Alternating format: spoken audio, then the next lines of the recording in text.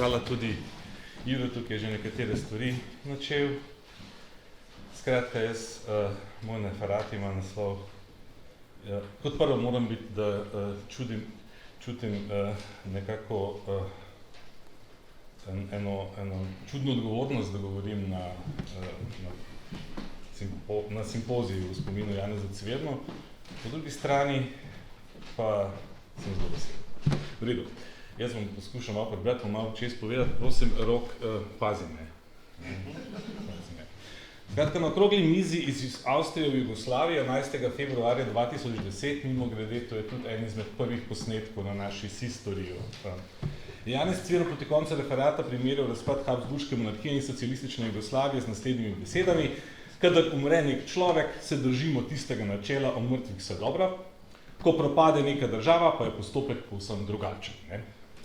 Cvirn seveda ni pogosto uporabljal primerjav s sodobno zgodovino, ko se je tega lotil, je to počel previdno, z veliko mero skromnosti in predvsem tako, da je ostajal zvest svojemu primarnemu polju zanimanja. A v tej primerjavi se poleg lucidne analogije, ki je vsem očitna in je bila takrat, mislim, da tudi ena izmed najboljših stvari tistega simpozija, in je to seveda povedal zelo skromno, skriva pomemben način Cvirnega zgodovinopisja. Skratka, interes za ambivalentno razmerje med posameznikom, človekom in državo ali politiko. Čeprav je bil Cvirn predvsem politični zgodovinar, se ni oklepal samo enega zgodovinopisnega polja, kar je moj predhodnik že povedal, ampak je uporabljal različne pristope. Predvsem pa je razumel vsakdanje življenje kot pomemben in neločljiv del politične sfere. Prostor med posameznikom in državo ali politiko je pa skrbno analiziral z veliko mero narativne spretnosti, tudi predstavil preko fenomenov, ki so lahko veljali ali za marginalne ali celo obstranske, dolgočasne in tako naprej, recimo preko alkoholizma, cenzure, homoseksualnosti, ljudskih štetij, ne pozabimo, ločitev in tako naprej. Na tem mestu žal ni prostora za podrobnejšo analizo Cvirnove historiografije, mislim, da je to tudi nas še čakalo v prihodnosti, ampak bom poskušal zgolj ilustrativno predstaviti dve eni epizodi, ena je bolj zgodnja, ena je malo kasnejša, ki kažeta predvsem na to, da se je Cvirn dobro zavedal, kaj počne in zakaj to počne. Pri prvi epizodi, recimo, gre za zelo tako obstransko stvar, katero sem kasneje naletel, neko polemiko med dvema, gre za polemiko med dvema znanima etnologoma, v katero je bil Cvirn vpleten, tako rečeno, ponemarno. Kljub temu, da se je jasno postavil za svoje delo. Recimo, etnologa Damjan S. Ovsec in Slavko Kremenšek sta si v letih 1991-1992 izmenjala serijo javnih pisem. Ovsec je v nekem referatu oštel nekdanjega mentorja Kremenška, da na oddelku za etnologijo v 70-ih niso bili naklonjeni preučevanju meščanstva, to je bil ta čas 91-92, ko meščanstvo je postalo popularno. Tako naj bi bilo še vedno. Kremenšek je to označil za navadne podtikanja. Ovsec mu seveda ni ostal dolžen, v osebnem tonu je orisal napade tedanjih etnologov na njegovo, kot se je izrazil, pionirsko delo v družabnem življenju v Ljubljani.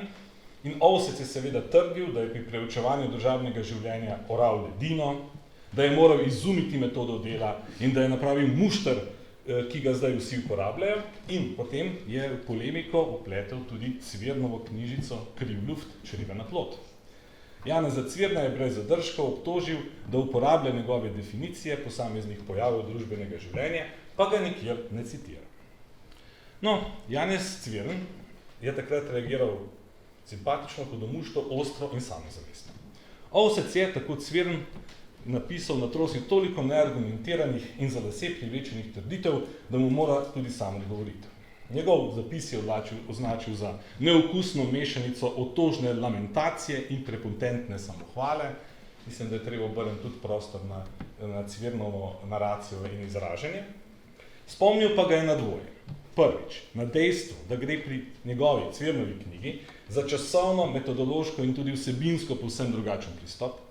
V svoji knjigi se je omejil na čas preloma stoletja, napisal jo je na podlagi arhivskih in časopisnih virov, z njo pa je želel prikazati predvsem to, kako so se ostri nacionalni boji odražali v posameznih segmentih vsakdanjega življenja. Točno je vedel, zakaj je delal to. Druga stvar mu je pa povedal, zlasti pa ga je opozoril na staro resnico, kot je rekel, da se v znanosti z nikomer nič ne začenja in še manj s kom kaj končuje. To za epistemologijo znanosti je tudi zelo zanimiv in zelo preprosto. Seveda je zaključil lucidno, citiram, kar se pa tiče Ovščevega očitka, da sem uporabljal njegove definicije posameznih pojavov družbenega življenja, mu moram pritrditi. Res je. Uporabljal sem pojme družabno življenje, gostilne in kavarne, društva, kulturne prireditve, izleti v naravo in še mnoge druge. Dodal pa sem, v oklepaju, mogoče ovsec pregledal, tudi pretepe. To je torej moja inovacija. Tako da ta mešanica prepulzivnosti, epistemologije, znanosti in humorja je tukaj jasna. Podobno, ampak na nek drug način, hotel sem dati en primer enega njegovega dela in sem se na koncu odločil, da grem čez njegov prispevek, zelo kratek prispevek o zgodovini homoseksualnosti, ki ga je objavil Akta Histejaje. Gre za dopolnjen referat, ki ga je Cviren predstavil na konferenci Zločini brez žrtev v Kopru oktobra 2003. Skratka, ta članek sem izbral zato, ker po mojem mnenju čudovito pokaže, kako je Cviren razvijal svojo zgodovinsko misel in kako je pripovedoval zgodbo. No, prispevek avtor začne z resnično zgodbo na podlagi arhivskih virov. 18. julija 1910 je k ljubljanskemu mestnemu stražniku pristopil mlad pomožni delavec in v nemščini razložil, da ga je določeni priletni črkostavec vodil po gostilnah, ga upijanil, ga zvabil v Tivolski park, kjer ga je, se upravičujem izrazu, to je izraz virov, buzeriral, potem pa ga je peljal k sebi v stanovanje, kjer ga je sicer še grabil, ne pa več buzeriral. No, to je bil zaplet. Ko je stražnik naslednji dan pričel z preiskavo, se je pokazala drugačna zgodba. Pleteni so spremenili svoje pričakovanja, izkazalo se je, da je obtožnica, ki jo je stražnik spisal naslednji dan na trhlih tleh, prizadeti naj ne bi nikoli trdil, da je obtoženi pač to počel, prišlo naj bi do nesporazuma zaradi slabega znanja nemščine, prizadeti naj bi že od samega začetka trdil, da je šlo zgolj za otipavanje. Kljub temu seveda ljubljanska justica ni bila milostna do obtoženega, za katerega je bilo potrjeno, da ima taka nagnjenje, ker je bil že obsojen prej na Koroškem, obsodili so ga na 13 mesecev težke ječe zaradi samooskrbe z delom telesa osebe istega spola, tudi zato, ker je bil, kot so zapisali, predisponiran homoseksualnosti. To je ta začetna zgodba. No, skratka, v naslednjem delu prispevka pa Cviren obrne pogled od spodaj navzgor. Iz blata ljubljanskega delavstva in njega gejevske scene se obrne na neuspešno prizadevanje za dekriminalizacijo homoseksualnosti leta 1867. Potem na Krafft-Ebingove opredeljevanje homoseksualnosti kot bolezni leta 1886, kar pa zaradi česa to ne bi smelo biti kaznivo. Potem seveda na slavnega Magnusa Hirschfelda in njegov znanstveno-humanitarni odbor za dekriminalizacijo homoseksualnosti, ki je predpostavljal edino terapijo za homoseksualca to, da se prijazni sam s sabo in da pač homoseksualci ne trpijo zaradi svojih nagnjenj, ampak zaradi obsojanja in občutka krivde. Če so nekateri dunajski intelektualci v začetku 20. stoletja pisali seveda o potrebi dekriminalizacije, pa so drugi psihiatri predlagali kastracijo, internacijo in norišnico in take stvari. Avstrijsko obzorje je bilo seveda za Cvirena premalo. Na kratko se je sprehodil skozi odmevne procese proti homoseksualcem po Evropi, recimo proces proti Oskarju Wildu leta 1894 v Angliji, ali proces proti cesarjemu svetovalcu nemškemu Filipu Eulenburgu v letih 7-9 v Nemčiji. Protigejevsko ozračje zaradi odmevnih afer ne bi se kaznalo nadlegovanju dunajskih homoseksualcev strani policije, naprimer nek policaj je mladeniču ukazal, naj zapusti park, potem, ko je nekega moškega vprašal, koliko je ura, ker je že to sumljivo. Po drugi strani pa nadaljuje Cviren se oblasti pred odkrito homoseksualnosti v višjih družbenih slojev in članov dinastije zatiskal oči. Seveda, v naslednjih vrsticah se je posvetil pustolovščinam cesarjevega brata nadvojvode Ljudvika Viktorja, imenovanega tudi Luci Buci, ki je imel še zlasti v čistih mlade oficirje, ki jih je vabil na zabave v svoj grad Klesheim. In medtem se je Cviren spet nazaj dotaknil Hirschfeldovih ugotovitev privlačnosti vojske za homoseksualce in potem prešel na zelo utemeljene interpretacije vrhunskega zgodovinarja, kot smo danes že slišali, Ištvana Dejaka, in njegove podatke o prisotnosti homoseksualnosti v avstrijski vojski. Po izbruhu afere Redl 1913, ko se je pokazalo, da je bil polkovnik, ki je prodajal zaupne podatke Rusiji homoseksualec, je odnos do gejev v avstrijski vojski spremenil na slabše. In tukaj je tudi citiral Slovenski narod, ki je slovensko časopisje, ki je poskušalo povedati, da je vojaški vrh poskušal okriviti za izdajstvo homoseksualnost kot tako in se tako oprati sramote izdajstva. No, skratka, v zadnjem delu prispevka Cviren izpostavi zlorabo očitkov homoseksualnosti, ki so bili priljubljeno orožje v vsakdanjem političnem boju, pozni habsburški monarhiji, ptujskega odvetnika Hansa Micheliča, pomembnega člana nemške stranke, na primer, je nekom je obtožil, da se peča z osebami istega spola.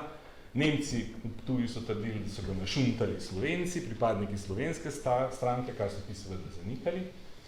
Podobnih očitkov pa se je otepal 1921 Anton Pesek, katerega regent ni zaradi tega potrdil za ljubljanskega župana, čeprav je bilo jasno, da je šlo zgolj za zaželeno gonjo. In na tej točki Cviren konča. Upošteva in tudi citira seveda tudi vse svoje kolege, s katerimi je o teh stvarih debatiral. Kako nam govori zgodovinsko zgodbo homoseksualnosti Janez Cviren? Predvsem narativno, vključujoče in preudarno. Iz provincialnega ljubljanskega primera se preseli vrhove avstrijske politike in prava, nadaljuje zgodovino morale in medicinske znanosti, se preseli na področje zgodnjega gejevskega aktivizma, opozori na homofobne glasove v avstrijski medicini, odpotuje v Anglijo in Nemčijo, se vrne v Dunajske parke in livade, opiše policijsko prakso, se preseli na Habsburški dvor, sledi porednemu Luciju Vuciju, presedla na vojaško področje, se spet dotakne Hirschfelda, opozori na vohunsko afero in homoseksualnost, se ponovno osredotoči na ljubo spodnjo Štajersko, da bi zaključil spet v Beli Ljubljani zgodnje kraljevine SHS. Lahko se vprašamo, kdo je pri njegovi naraciji v ospredju. In odgovor se mi zdi, da je jasen, to so akteri. Akteri, ki so izredno raznoliki, strukture seveda odkriva skozi politične boje, intelektualno zgodovino in pravo, a človek je vedno v ospredju, človek, ki je iz mesa in krvi in je hkrati tudi vedno politično bitje. Skratka, politika pri Cvirnu ni nekaj pompoznega, visoko pomembnega, nacionalnega z veliko začetnico, politika, kot nam je slika Cvirn, ne obstaja brez mesa in krvi.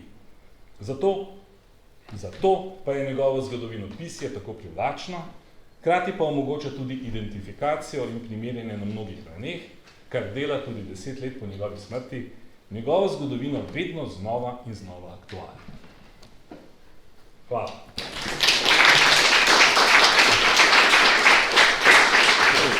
Samo da bi si videl,